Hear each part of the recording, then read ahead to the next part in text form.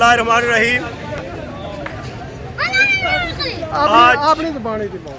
बिस्मिल्लाहिर्रहमानिर्रहीम।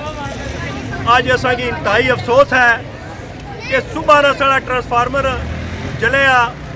मैं SDO बरकियात की भी आख्या, महकमा बरकियात की एक्शन की भी आख्या और उस बाद जो सुपरडेंट है उसकी भी आख्या, शिकायत भी लाई है तो अजे तक साढ़ा ट्रांसफार्मर जो ठीक नहीं ना किया।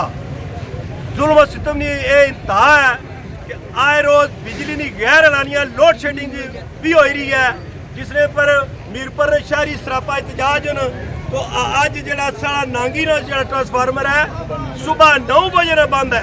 तो तुम खुद सोचो कि अस अज सड़कों पर निकला और क्या करा।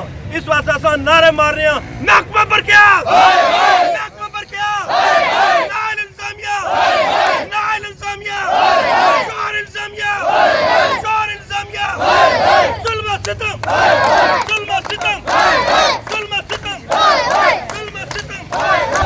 लाइट बढ़िया।